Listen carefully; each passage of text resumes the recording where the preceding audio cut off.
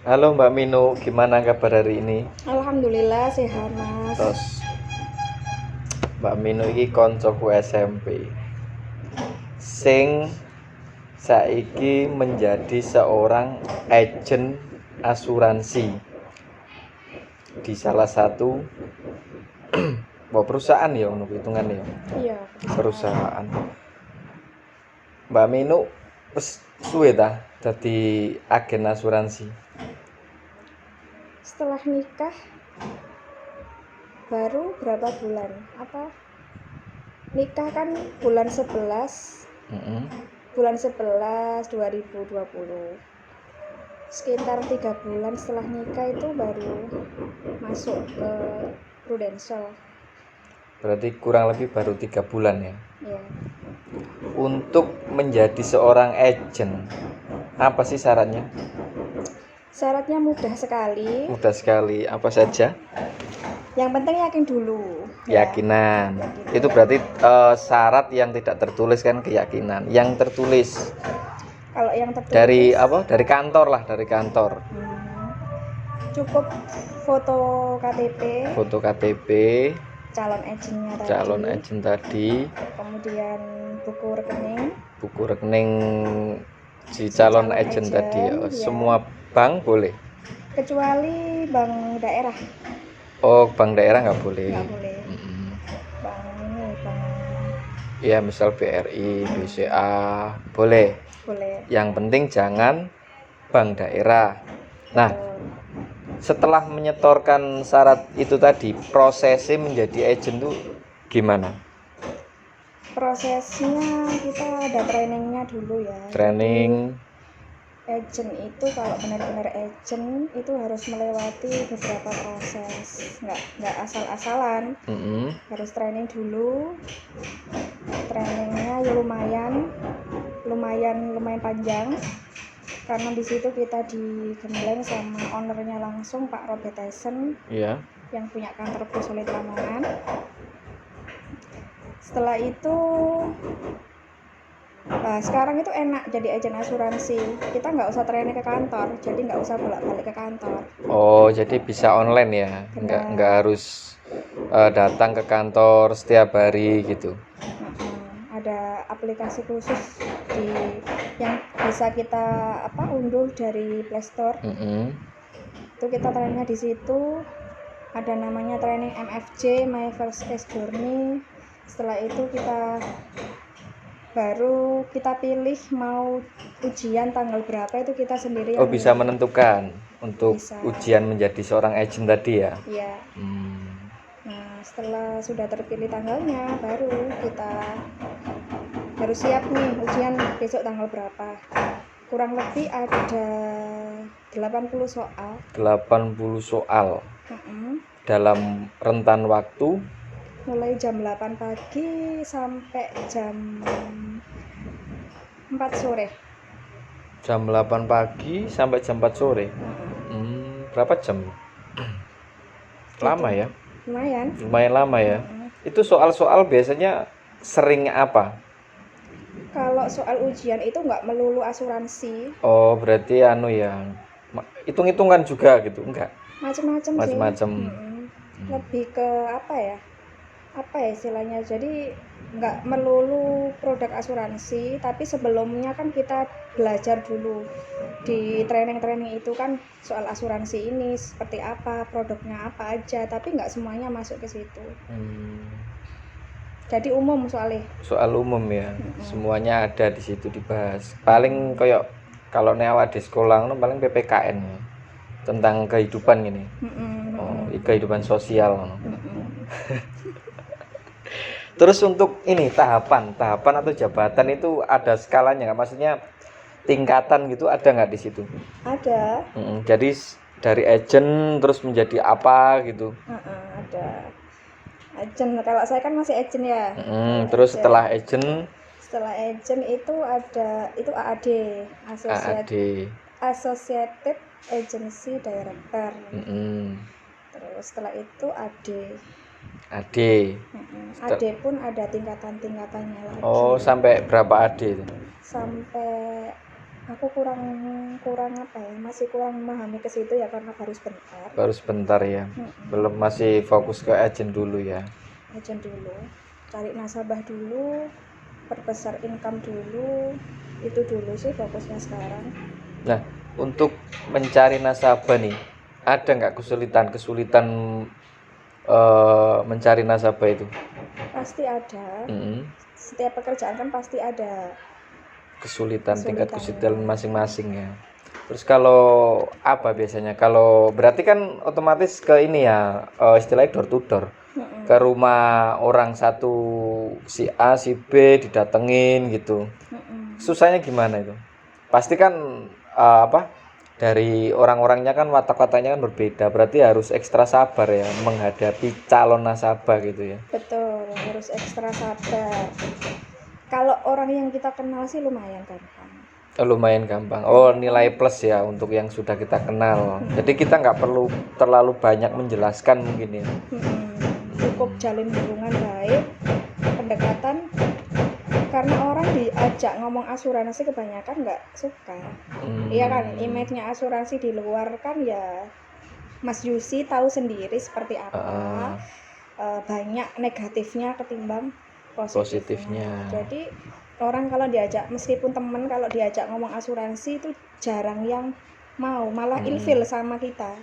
Jadi sih kalau orang yang kita kenal lebih mudahnya kita main-main ya seperti ini, ngobrol-ngobrol biasa ya, nanti dengan sendirinya kalau pas enak ya kita tawarin. Kalau seandainya calon nasabah baru itu kira-kira butuh berapa kali jumpa sih sama calon nasabah kita, misalnya untuk meyakinkan lah gitu? Tergantung jam terbang sih Mas. Karena gitu. di sini kan jam terbangnya semakin tinggi, semakin sering ketemu orang, kita dapatnya nasabah juga semakin cepat. Oh gitu. Jadi ini ya, yang jelas pengalaman pasti, kesabaran juga harus. Jam terbang itu memang istilah kita, cara penyampaian dan lain-lain itu memang harus dibutuhkan ya di situ. Pemahamannya. Berarti untuk kalau Mbak Minu sendiri itu ada nggak target, misalnya gini, saya ke calon nasabah baru, misalnya kalau dalam 5 kali saya tidak ke sana, tidak jebol, ya wis tak tinggal. Ada nggak target seperti itu? Enggak ya. Karena tujuan kita kan membantu. Gitu. Membantu orang supaya punya perlindungan dari proteksi dari asuransi.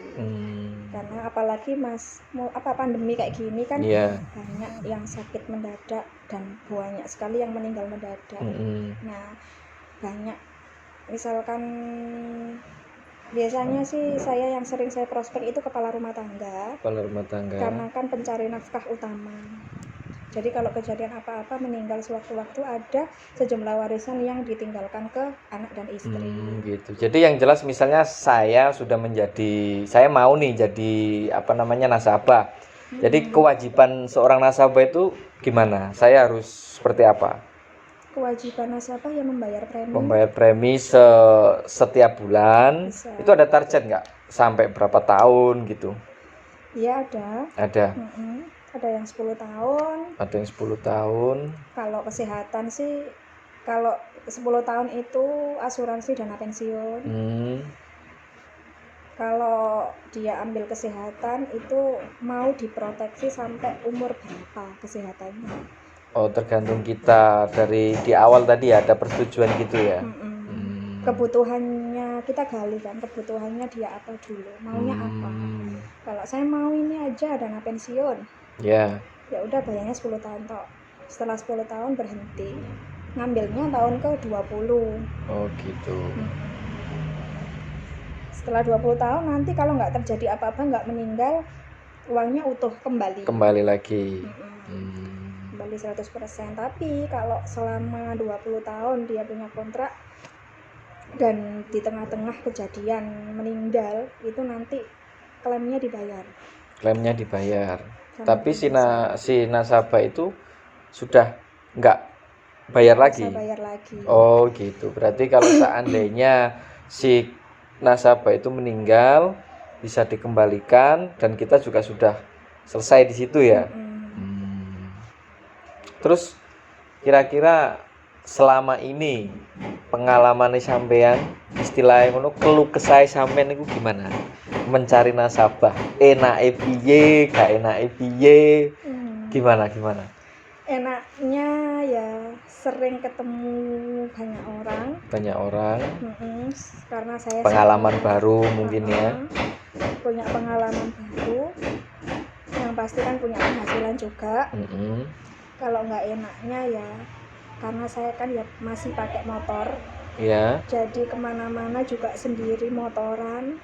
Nggak kenal panas, nggak kenal hujan. Kalau nggak enaknya sih di situ. Kalau sudah ketemu prospekan, ya, sudah nggak kenal waktu. Oh, saking asiknya ngobrol gitu ya, enak ya. Berarti setiap hari jalan-jalan ke ke rumah-rumah calon nasabah gitu ya. Apa memang setiap hari apa ada ini strategi khusus? Misalnya dari desa ini ke ini sudah disusun begitu ya? Sudah. Atau enggak? Kalau untuk saat ini sih jalannya ke orang-orang yang saya kenal dulu. Lingkungan kita dulu. Teman, keluarga itu tetangga itu dulu. Ya saya jadwal sih malamnya besok ketemu siapa gitu. Sudah direncanakan ya, sudah harus di planning. Dong. Gitu. Kalau nggak ada planning kita nggak ada di jalan nggak akan ketemu ini. Ya cuma mondar mandir di jalan aja. Jadi malamnya sudah di planning, peralatan prospek sudah disiapkan, baju. Karena kita kan harus rapi, harus berpenampilan rapi, harus bersih. Kemudian besok materinya istilahnya apa saja alat prospek yang kita bawa itu sudah disiapkan semua. Sudah disiapkan semua dari malam gitu ya. Nah, kalau untuk target sendiri, sampean ada nggak target misalnya gini, 1 bulan itu harus dapat calon nasabah berapa mungkin dari kantornya ada seperti itu? Kalau dari kantor sih nggak ada target, nggak ada ya. Kita bisa dibilang freelance ya. Gitu. Tapi kalau dari sampean sendiri ada dong? Ada pasti. Saya 1 bulan harus dapat berapa nasabah gitu, ada nggak target tersendiri maksudnya? Ada ya. Iya, saya target minimal 1 minggu ya, bukan 1 bulan. 1 minggu harus minimal dapat 1. Harus dapat minimal closing 1 orang dengan premi 1 juta per bulan. Gitu. Kalau nggak saya target seperti itu, nanti saya nggak ada tujuan dong. Karena di sini kan kita nggak, istilahnya kita kerjaan kita kan jasa ya. Kita dibayar kalau kita sudah melayani orang. Berarti gini, istilahnya kita dapat bayaran itu kalau kita sudah dapat nasabah tadi ya. Iya. Berarti dapat nasabah pun kalau nggak di-servicing ya nggak dapat apa-apa. Gitu. Berarti kita harus kejar target kita sendiri ya. Benar.